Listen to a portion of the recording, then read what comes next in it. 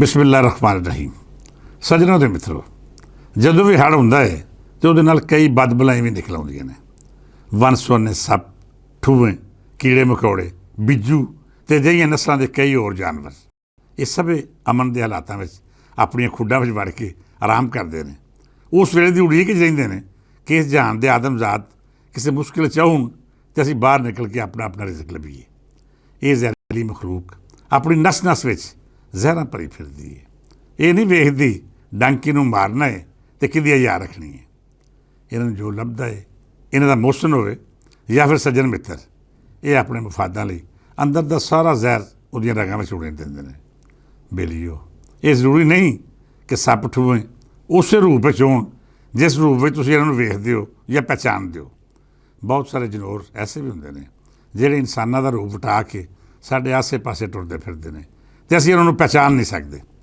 ਸਾਡੇ ਨਾਲ ਹੱਥ ਮਿਲਾਉਂਦੇ ਨੇ, ਗੱਲਾਂ ਬਾਤਾਂ ਕਰਦੇ ਨੇ, ਇੱਕੋ ਦਸਤਰਖਾਨ ਉੱਤੇ ਬਹਿ ਕੇ ਅਨਪੜ੍ਹ ਛਕਦੇ ਨੇ ਅਤੇ ਸਾਨੂੰ ਆਪਣੀਆਂ ਮੁਹੱਬਤਾਂ ਦਾ ਹਰ ਤਰ੍ਹਾਂ ਯਕੀਨ ਵੀ ਦਿਵਾਉਂਦੇ ਨੇ।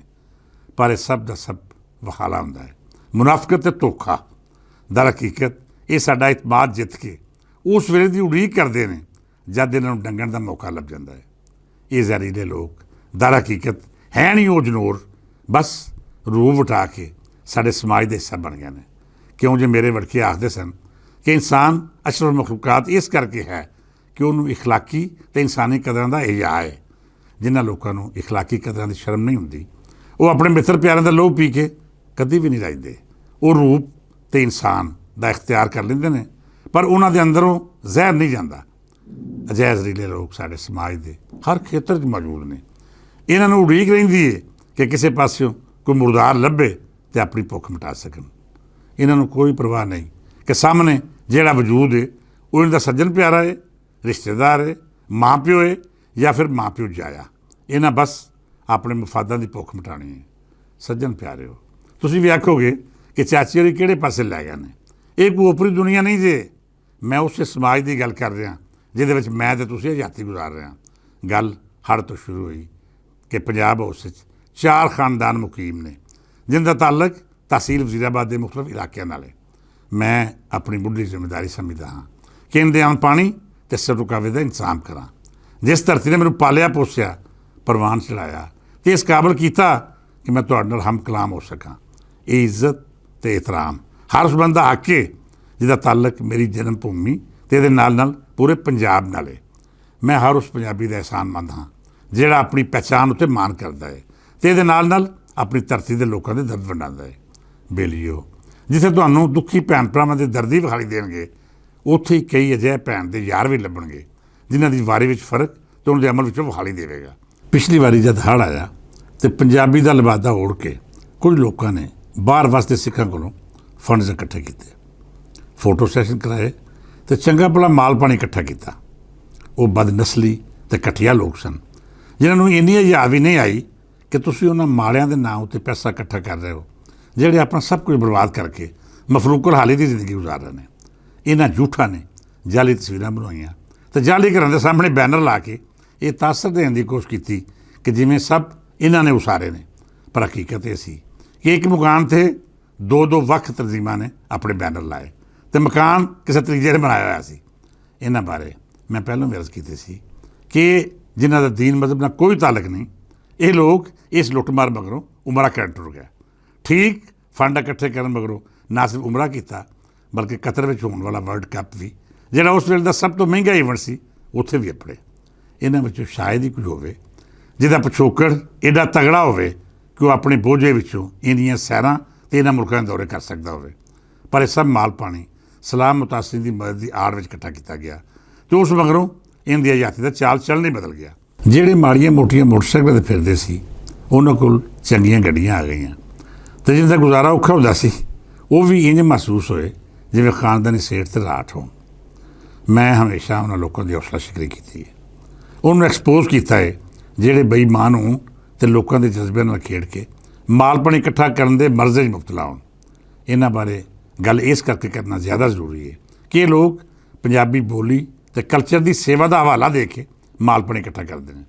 ਮੁਲਕੋਂ ਬਾਹਰ ਜਿਹੜੇ ਸਿੱਖ ਭਰਾਵਾਂ ਕੋਲੋਂ ਮਾਲ ਇਕੱਠਾ ਕਰਕੇ ਆਪਣੀ ਜ਼ਿੰਦਗੀ ਵਿੱਚ ਅਸਾਸ਼ਾ ਭਰਦੇ ਨੇ, ਉਹ ਸਿੱਖ ਸਾਡੇ ਬਾਰੇ ਇਹ ਤਾਸਰ ਰੱਖਦੇ ਨੇ ਜਿਵੇਂ ਅਸੀਂ ਸਾਰੇ ਲੈਂਦੇ ਪੰਜਾਬ ਦੇ ਲੋਕ ਮੰਗਤ ਹਾਂ, ਹਾਲਾਂਕਿ ਇੰਜ ਨਹੀਂ। ਇਸ ਬਰੂਪੀਏ ਫਰਾਡੀਏ ਨੌਸਰਬਾਜ਼ਾਂ ਦਾ ਇੱਕ ਟੋਲਾ ਹੈ ਜਿਹੜੇ ਪੂਰੇ ਲੈਂਦੇ ਪੰਜਾਬ ਦੀ ਬਦਨਾਮੀ ਦਾ ਸਬਬ ਬਣਿਆ ਹੋਇਆ ਹੈ। ਮੈਂ ਸਿੱਖ ਭਰਾਵਾਂ ਨੂੰ ਵੀ ਬੇਨਤੀ ਕਰਾਂਗਾ ਕਿ ਤੁਸੀਂ ਲੈਂਦੇ ਪੰਜਾਬ ਵਿੱਚ ਸਲਾਬਜ਼ਦ ਗਾਨ ਦੀ ਮਾੜਿਆਂ ਦੀ ਦਸਤਗੀਰੀ ਜ਼ਰੂਰ ਕਰੋ।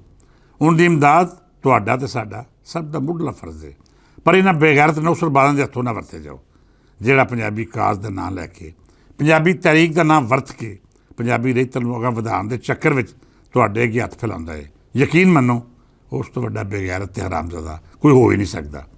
ਜਿਵੇਂ ਤੁਹਾਨੂੰ ਜੰਮਣ ਵਾਲੀ ਮਾਂ ਕਾਬਲੇ ਇਤਰਾਮ ਹੈ, ਉਂਝ ਹੀ ਧਰਤੀ ਦੀ ਉਹ ਮਾਂ ਜਿਹੜੀ ਤੁਹਾਨੂੰ ਅੰਨ ਪਾਣੀ ਰਾਹੀਂ ਸੱਕੀ ਮਾਂ ਤੋਂ ਵੱਧ ਪਿਆਰ ਦਿੰਦੀ ਹੈ। ਇਹ ਲੋਕ ਆਪਣੀ ਮਾਂ ਦਾ ਸੌਦਾ ਕਰਦੇ ਨੇ, ਆਪਣੀ ਮਾਂ ਦੀ ਪੱਤ ਦਾ ਸੌਦਾ ਕਰਦੇ ਨੇ। ਇਹਨਾਂ ਲੋਕਾਂ ਦੇ ਉੱਤੇ ਇਸ ਧਰਤੀ ਦੇ ਹਰ ਇਨਸਾਨ ਨੂੰ ਲਾਹਨਤ ਭੇਜਣਾ ਵਾਜਬ ਹੈ। ਸਿੱਖ ਵੀਰ ਭਰਾ ਚੰਗੀ ਤਰ੍ਹਾਂ ਸੁਣ ਲੈਣ, ਲੈਂਦੇ ਪੰਜਾਬ ਵਿੱਚ ਫਿਲਹਾਲ ਕਿਸੇ ਨੂੰ ਬਾਹਰੋਂ ਇਮਦਾਦ ਦੀ ਕੋਈ ਲੋੜ ਨਹੀਂ। ਲੈਂਦੇ ਪੰਜਾਬ ਵਿੱਚ ਖਾਂਦੇ ਪੀਂਦੇ ਵੀਰ ਭਰਾ ਆਪਣੇ ਮਜਬੂਰ ਸੱਜਣਾ ਮਿੱਤਰਾਂ ਦਾ ਭਾਰ ਵੀ ਚੁੱਕ ਰਹੇ ਨੇ ਅਤੇ ਉਹਨਾਂ ਦੀ ਮਾਲੀ ਇਮਦਾਦ ਵੀ ਕਰ ਰਹੇ ਨੇ। ਤੁਸੀਂ ਇਹਨਾਂ ਨੌਸਰਬਾਜ਼ਾਂ ਦੇ ਹੱਥੋਂ ਹਰਗਿਜ਼ ਨਾ ਵਰਤੋ ਜਾਓ। ਜੇਕਰ ਤੁਸੀਂ ਵਾਕਈ ਕਿਸੇ ਦੀ ਮਦਦ ਕਰਨਾ ਚਾਹੁੰਦੇ ਹੋ ਤਾਂ ਫਿਰ ਜਮਾਤੇ ਇਸਲਾਮੀ, ਮੁਸਲਿਮ ਹੈਂਡਸ, ਅਲ ਮੁਸਤਫਾ ਵੈਲਫੇਅਰ ਟਰਸਟ ਅਤੇ ਖਾਸ ਤੌਰ ਉੱਤੇ ਗੁਰਦੁਆਰਾ ਪ੍ਰਬੰਧਕ ਕਮੇਟੀ ਜਿਹੀ ਕੋਈ ਅਜਿਹੀ ਤਨਜ਼ੀਮ ਲੱਭੋ ਜਿਹਦੇ ਦਾਮਨ ਉੱਤੇ ਕਰਪਸ਼ਨ ਦਾ ਕੋਈ ਦਾਗ ਨਾ ਹੋਵੇ। ਪੈਸੇ ਉਹਨਾਂ ਨੂੰ ਬੇਸ਼ੱਕ ਨਾ ਦਿਓ, ਬਾਹਰੋਂ ਆਪਣਾ ਵਫਦ ਭੇਜੋ ਜਿਹੜਾ ਉਹਨਾਂ ਦੇ ਨਾਲ ਰਲ ਕੇ ਹਰ ਮੁਤਾਸਿਰ ਦੀ ਮਦਦ ਕਰੇ, ਤਾਂ ਹੀ ਤੁਹਾਡਾ ਪੁੰਨ ਤੋੜ ਚੜੇਗਾ। ਨਹੀਂ ਤਾਂ ਬੇਲੀਓ, ਇਹ ਕੰਨ ਖਜੂਰੇ ਸੱਪ ਤੇ ਠੂਵੇਂ ਆਪਣੇ ਮੁਫਾਦਾਂ ਦਾ ਜ਼ਹਿਰ ਤੁਹਾਡੇ ਅੰਦਰ ਵੀ ਇੰਝ ਹੀ ਉਡੇਲਦੇ ਰਹਿਣਗੇ ਜਿਵੇਂ ਅੱਜ ਤੋਂ ਪਹਿਲਾਂ ਹਜ਼ਾਰਾਂ ਲੋਕਾਂ ਨੂੰ ਇਹਨਾਂ ਨੇ ਦੱਸਿਆ। ਇਹਨਾਂ ਰਾਹੀਂ ਜਾਂ ਕਿਸੇ ਹੋਰ ਅਜਿਹੀ 2 ਨੰਬਰ ਤਨਜ਼ੀਮ ਰਾਹੀਂ ਹਰ ਮੁਤਾਸਿਰ ਦੀ ਮਦਦ ਕਰਨਾ ਦਰ ਹਕੀਕਤ ਇਹਨਾਂ ਦੇ ਢਿੱਡ ਭਰਨੇ ਮੁਤਰਾਦਫ ਹੈ। ਸੱਜਣੋ ਤੇ ਮਿੱਤਰੋ, ਇਹ ਪੰਜਾਬ ਦੀ ਤਾਰੀਖ ਦਾ ਬਦਤਰੀਨ ਸਲਾਬ ਜ਼ਰੂਰ ਹੈ। ਨੁਕਸਾਨ ਵੀ ਬਹੁਤ ਵੱਡਾ ਹੋਇਆ ਹੈ, ਪਰ ਇਹਨਾਂ ਡਰਾਮੇਬਾਜ਼ਾਂ ਦੀਆਂ ਦੁਕਾਨਾਂ ਚਮਕਾਉਣਾ ਇੰਝ ਹੀ ਹੈ ਜਿਵੇਂ ਸੱਚੇ ਮੁਤਾਸਰੀਨ ਦੇ ਜ਼ਖਮਾਂ ਉੱਤੇ ਨਮਕ ਛਿੜਕਣਾ। ਹਰ ਮੁਤਾਸਰੀਨ ਦੀ ਮਦਦ ਦੇ ਨਾਂ ਉੱਤੇ ਧੋਖਾ ਨਾ ਖਾਓ, ਬਲਕਿ ਆਪਣਾ ਫਰਜ਼ ਅਦਾ ਕਰਦੇ ਹੋਇਆ ਆਪਣੀ ਮਦਦ ਹਕੀਕੀ ਮੁਤਾਸਰੀਨ ਤਰੀਕੇ ਨਾਲ ਪੜਾਉਣ ਦਾ ਇੰਤਜ਼ਾਮ ਕਰੋ। ਇਹਦੇ ਵਿੱਚ ਹੀ ਸਾਡੀ ਹਰ ਮੁਤਾਸਰੀਨ ਅਤੇ ਸਮਾਜ ਦੀ ਬਿਹਤਰੀ ਹੈ। ਰੱਬ ਸੱਚਾ ਹੀ ਫਰਮਾਉਂਦਾ ਹੈ ਕਿ ਤੁਸੀਂ ਮਾੜੇ ਦੀ ਮਦਦ ਕਰੋਗੇ ਅਤੇ ਮੈਂ ਤੁਹਾਡੀ ਦਸਤਗੀਰੀ ਫਰਮਾਵਾਂਗਾ। ਇਸ ਦੁਆ ਦੇ ਨਾਲ ਇਜਾਜ਼ਤ ਦਿਓ ਕਿ ਰੱਬ ਸੱਚਾ ਸਾਡੇ ਸਮਾਜ ਨੂੰ ਨੌਸਰਬਾਜ਼ਾਂ ਅਤੇ ਚਾਲਬਾਜ਼ਾਂ ਦੇ ਸਰ ਤੋਂ ਮਹਿਫੂਜ਼ ਰੱਖੇ, ਸਾਡੇ ਦੇਸ਼ ਪੰਜਾਬ ਨੂੰ ਹਰ ਨਾਲ ਆਉਣ ਵਾਲੀ ਮੁਸੀਬਤ ਤੋਂ ਬਚਾਏ। ਜਿਨ੍ਹਾਂ ਦਾ ਸਭ ਕੁਝ ਰੁੜ ਗਿਆ ਹੈ ਉਹਨਾਂ ਦੀ ਮਦਦ ਫਰਮਾਏ। ਅੱਜ ਲਈ ਇੰਨਾ ਹੀ। ਰੱਬ ਸੱਚੇ ਹਯਾਤੀ ਦਿੱਤੀ ਤੇ ਕੱਲ੍ਹ ਕਿੰਗਜ਼ ਮਾਲ ਉੱਤੇ ਫਿਰ ਵਿਚਾਰ ਵਟਾਂਦਰਾ ਕਰਾਂਗੇ। ਲੋਕਾਂ ਨੂੰ ਦੱਸਾਂਗੇ ਕਿ ਇਸ ਪੰਜਾਬ ਦੁਸ਼ਮਣ ਮਾਫੀਆ ਨੇ ਕਿਸ ਤਰ੍ਹਾਂ ਸਾਡੇ ਦੇਸ਼ ਨੂੰ ਡੰਗ ਮਾਰਿਆ ਹੈ। ਇਜਾਜ਼ਤ ਦਿਓ। ਰੱਬ ਰੱਖਾ।